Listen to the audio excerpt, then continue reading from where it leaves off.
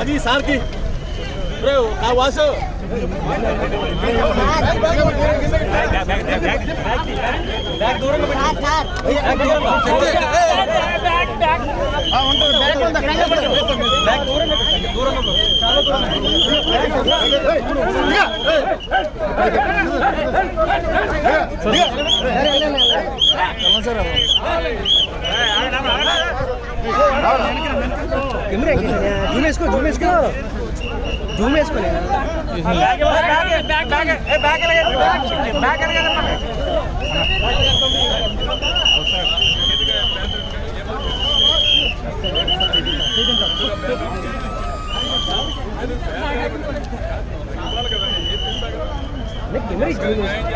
Bag sir bag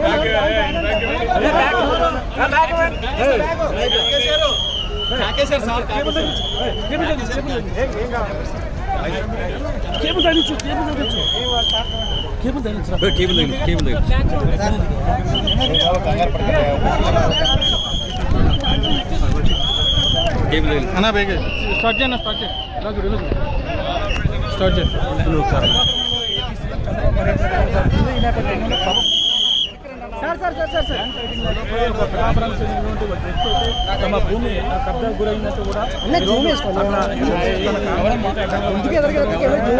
తమ సమస్యను తెచ్చుకునేందుకు ఇక్కడ ఆయన కాన్వాయ్ ఫ్లెక్సీ పెట్టుకున్న నేపథ్యంలో ప్రధానంగా చూసుకుంటే మాట్లాడుతున్నారు ఇక్కడ ఏ విధంగా మాట్లాడుతున్నారు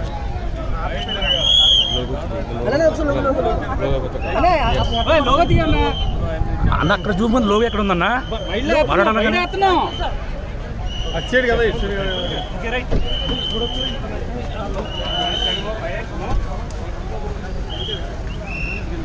చంద్రబాబు గారు స్వచ్ఛాంధ్ర స్వర్ణాంధ్ర కార్యక్రమంలో పాల్గొన్నారు. మనందరికీ తెలిసిందే. అయితే ఆయన పాల్గొని తిరిగి వస్తున్నప్పుడో లేదా ఆయన మొత్తానికి కార్యక్రమానికి వెళుతున్నప్పుడో కానీ ఒక ఘటన జరిగింది.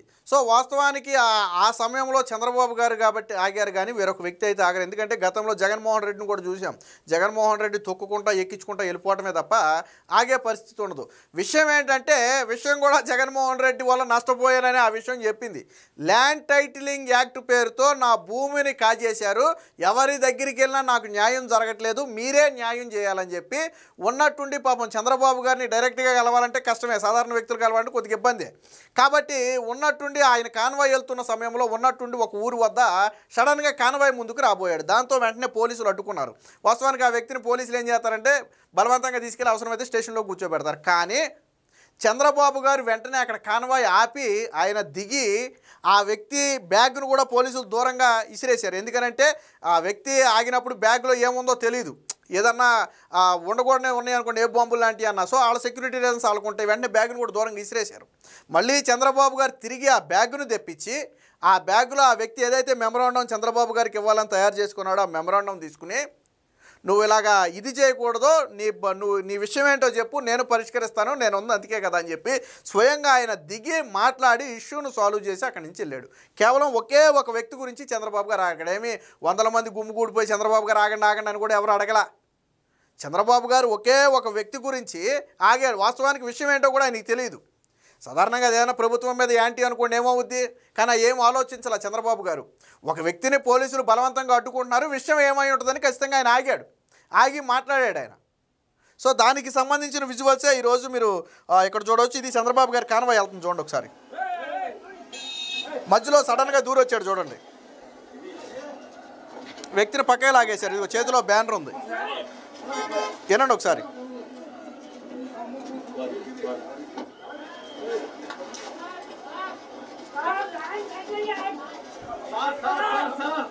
విన్నారా? Sir land titling act, sir land titling act అంటున్నాడు. అంటే మొత్తం చెప్పే అవకాశం లేదు, పోలీసులు పక్కన లాగుతున్నారు కదా. వినండి ఒకసారి.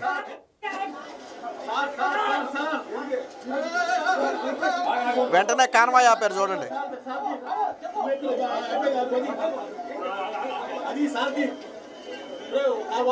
చూడండి, స్వయంగా చంద్రబాబు గారే కాన్వాయ్ ఆపి వెంటనే డోర్ కూడా ఆయనే తీస్తుంటే వెంటనే సెక్యూరిటీ కూడా దిగారు, డోర్ కూడా తీశారు. ఒకసారి చూడండి.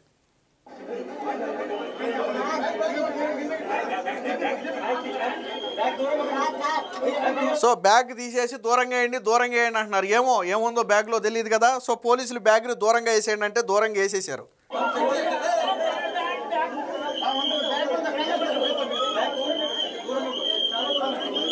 చూడండి ఒకసారి.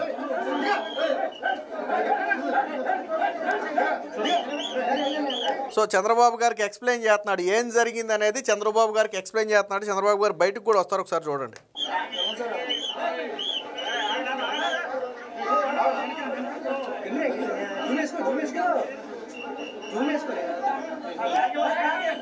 సో ఆయన విషయం మొత్తం విన్న తర్వాత దాని మెమరాండం ఇమ్మని అడిగారు. ఇమ్మంటే వాస్తవానికి అది బ్యాగ్లో ఉంది. సో బ్యాగ్ని ఏమో పోలీసులు ముందే ఎందాక తీసి దూరంగా విసిరేశారు కదా. ఆ బ్యాగ్ను కూడా స్వయంగా చంద్రబాబు గారే తెప్పిస్తారు చూడండి. ఎందుకంటే అంత గమ్ముని దగ్గరికి రానివ్వరు బ్యాగులు అయ్యి. ఆయన బయటకు వస్తారు చూడండి.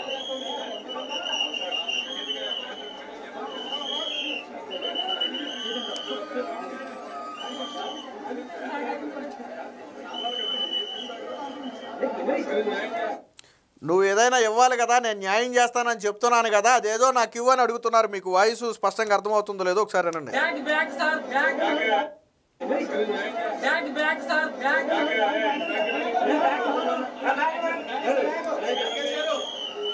సో ఆ బ్యాగ్ అప్పటికే దూరంగా వెళ్ళిపోయింది. ఆ బ్యాగ్లో పేపర్లు ఉన్నాయి, అవి కూడా స్వయంగా ఆయనే తెప్పిస్తారు చూడండి ఒకసారి.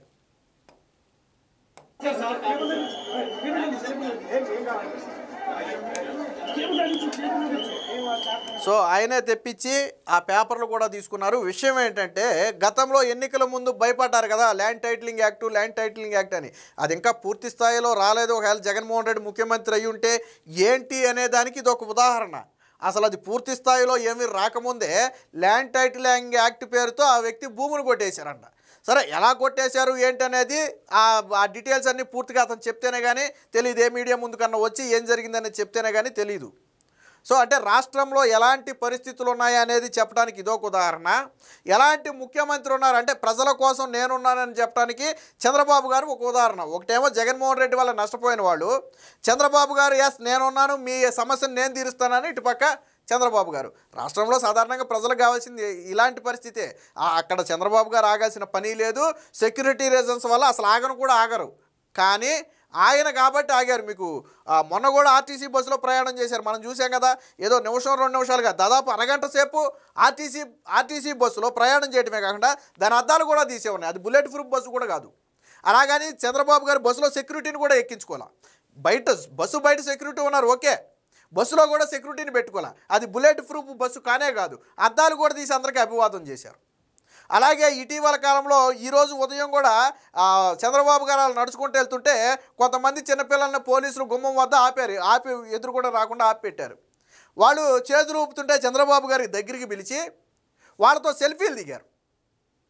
చంద్రబాబు గారు వాళ్ళతో సెల్ఫీలు దిగారు. ఆ పిల్లల్ని ఆయనే పిలిచారు ఇంట్లో నుంచి బయటికి, పిలిచి వాళ్ళతో మాట్లాడి సెల్ఫీ దిగారు.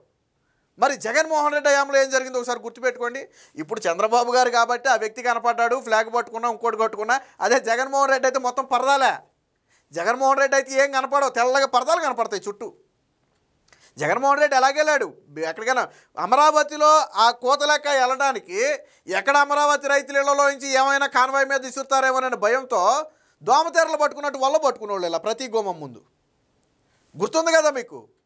పోలీసులు వల్ల పట్టుకునేవాళ్ళు అమరావతిలో ప్రతి గుమ్మం ముందు 5 ఏళ్ల పాటు అలాగే పట్టుకున్నారు. కానీ ఏ రోజు అమరావతి రైతులు కాన్వాయ్ కట్టుబడలేదు, జగన్మోహన్ రెడ్డి ఇబ్బంది పెట్టలేదు. మీకు ట్విస్ట్ ఏంటో తెలుసా?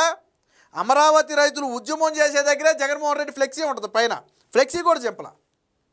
కింద అమరావతి రైతులు ధర్నా చేస్తుంటారు, నిరసన వ్యక్తం చేస్తారు, వేసుకుని టెంట్ వేసుకుని.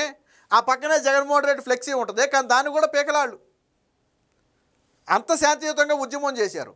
జగన్మోహన్ రెడ్డి హయాంలో బయటికి రావాలంటే చెట్లు కొట్టేయాలి, కరెంట్లు ఆపేయాలి, పరదాలు కట్టాలి, మనిషి అనేవాడు ఎవరో కనపడకూడదు, డైరెక్ట్ స్టేజ్ ఎక్కేదాకా ఎవడో కనపడకూడదు. కానీ ఇక్కడ ఎవడైనా అడ్డుపడ్డా? స్వయంగా చంద్రబాబు గారు కాన్వాయ్కి అడుగు దూరంలో ఆగాడు. చంద్రబాబు గారు కూడా అడుగు దూరంలో దగ్గర నిలబడి మాట్లాడారు ఆయనతో. ఇది ప్రజల ముఖ్యమంత్రి అంటే. మరి జగన్మోహన్ రెడ్డి హయాంకి ఇప్పటికి ప్రజలైనా ఏం కోరుకుంటారు? ఏదో ఓటేసాం కదా అయిపోయింది, అది కాదు. మనం ఓటేసిన వ్యక్తి మన మనిషా కాదా? మనకి కష్టం వస్తే స్పందిస్తాడా లేదా? మనం ఆ వ్యక్తిని కలవగలుగుమా లేదా? ఏదో ఒక రూపంలో. మామూలుగా చంద్రబాబు గారిని కలవాలన్నా కష్టమే కాదని నేను అన్నాం. ఈజీగా వెళ్ళిపోయి ఎవరు పడితే వాళ్ళు కలవడం కుదరదు. కాకపోతే సచివాలయంలో మీరు ముందుగా తీసుకుని కలవచ్చు, తప్పులేదు. కానీ జగన్మోహన్ రెడ్డి అసలు సచివాలయానికి ఎప్పుడు వచ్చాడో కూడా ఎవరికీ తెలియదు. ఎప్పుడు తాడేపల్లి ప్యాలెస్లోనే ఉండేవాడు. ఇది ఒక ప్రజా ముఖ్యమంత్రికిను గతంలో పాలించిన నియంత ముఖ్యమంత్రికి మధ్య ఉన్న తేడా. ఇది ఎందుకు చూపామంటే ఇదేమీ పెద్ద విషయంలాగా మీకు అనిపించకపోవచ్చు, కానీ వాస్తవానికి పెద్ద విషయమే. ఆ వ్యక్తి ఎవరి దగ్గరికి వెళ్ళినా తన సమస్య సాల్వ్ కాలేదు కాబట్టి చంద్రబాబు గారి కాన్వాయ్కి అడ్డుపడే ప్రయత్నం చేశాడు. వాస్తవానికి అది కేసు అవుద్ది. ఆ వ్యక్తిని తీసుకెళ్లి స్టేషన్లో కూర్చోబెడతారు. అవసరమైతే రిమాండ్ వేసినా ఆశ్చర్యపోవాల్సిన అవసరం. Z+ కేటగిరీ ఉన్న వ్యక్తి కాన్వాయ్కి అడ్డుపడుతూ ఊరుకుంటారా? ఏదన్నా జరగరాని జరిగితే సెక్యూరిటీ రీజన్స్ చాలా ఉంటాయి. కానీ చంద్రబాబు గారు ఆగి సమస్య విని అతని దగ్గర మెమరాండం తీసుకుని నేను పరిష్కరిస్తానని హామీ ఇచ్చారు.